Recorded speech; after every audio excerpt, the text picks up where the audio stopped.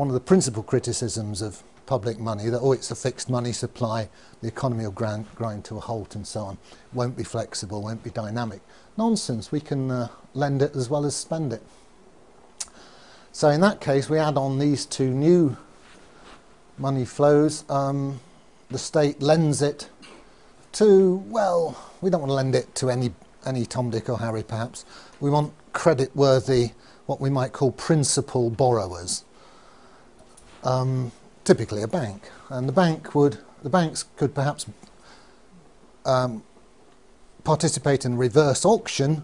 The state could say, well, here's 100 billion new money, we're going to lend it to the best bids. Okay, you guys submit your IOUs and we'll choose the best one. So it's a nice free market way of doing it. It has a side effect that wholesale interest rates are set by the market, and so on. So don't get fazed by people saying that our money supply is fixed and inflexible.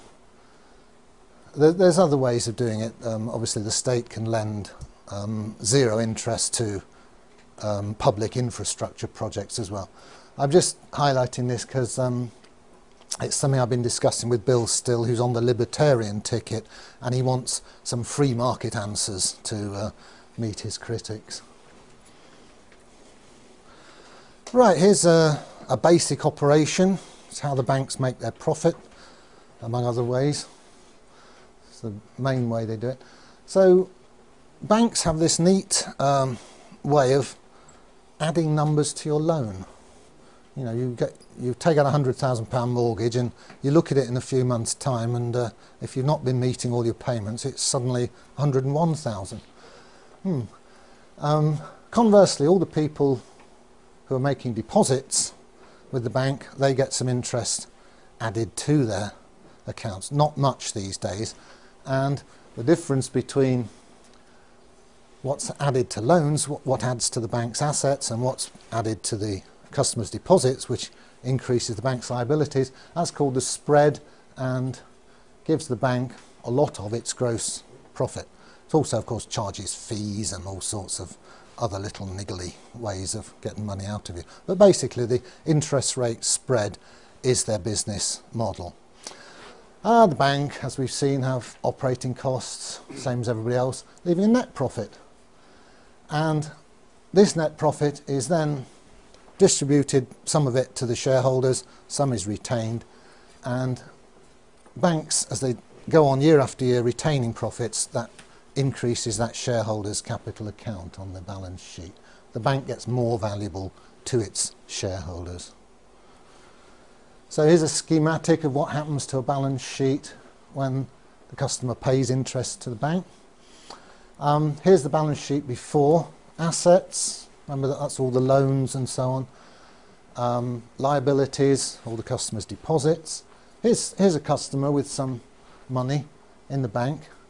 Unfortunately, the bank now is demanding that money from him as interest, and he pays it. What happens to the balance sheet? Well, the assets stay the same, all the loans. That money didn't get added to his loan, it was actually paid by him. Where does it go? Well, schematically, it ends up in the shareholders' capital account here, which grows by that amount. Other liabilities stay the same. Obviously, it goes through, in formal real-world accounting, it will go through the profit and loss account. But profit and loss accounts are regularly reconciled into the balance sheet. So we can say schematically that this charge on the customer, the interest, is ending up to a first approximation as shareholders' capital. And remember, if you wind the bank up, this is perfectly spendable money. Yeah. Conversely, it's just when the bank pays a little bit of interest to a customer, well, here's the shareholders' capital account, and it shrinks, and the customers get some new money. That's a liability to the bank. So it's just the opposite of the previous slide. There's the gross interest charged on loan. There's the interest paid back to depositor. The difference is the gross profit, which it's sort of a bit skew that it accumulates on the liability side of the bank's balance sheet, but all that means is that the shareholders have dibs on it, should the bank be wound up. Okay, I'll switch tack now to the basic structure of the UK banking system, which is a two-tier system. There's a bunch of banks, high street banks, Lloyds, HSBC and Barclays, etc. And the customers interface with those commercial banks. We deposit our money there and we take loans from them. Each of those banks has its own reserve account at the Bank of England, the central bank. As we'll see, the numbers here that the banks have on their asset side have different qualities to the numbers here, the ones we get to use, our renter currency. We can't get our hands on the stuff there, unfortunately, although we own it, the bank. So here's a schematic of the two-tier money system. Here's us out here in the economy using what are called broad money numbers. Those ones that have been lent into existence, they're just called broad money. There's a lot more of them than what's called the base money, which circulates between the banks. Goes from one reserve account to another within the computers at the Bank of England. So, interesting points. The causality goes that way. We do all our business, run our economy, and then at the end of each day, behind the scenes, the banks do interbank settlement using these base money numbers. And very interestingly, there's no crossover between, there's no direct crossover between the circulation of these base money numbers between the banks themselves and the circulation of the broad money numbers which you and I get to use. That curtain puts a barrier between them. There are ways, there are conduits between the two.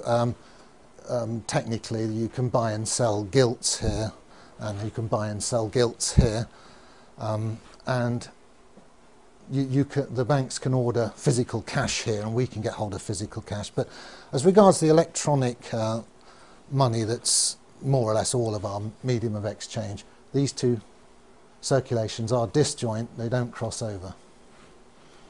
Mike Black is going to explain this more fully this afternoon. Or later this morning, later anyway. So, here's the overall picture. There's the money numbers that we use.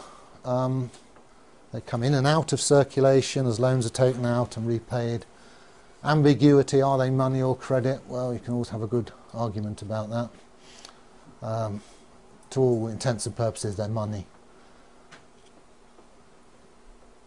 And they circulate with great complexity as we do our business, and then basically at the end of each business day, the huge number of money transfers of this sort of broad money is settled by net transfers of this sort of base money.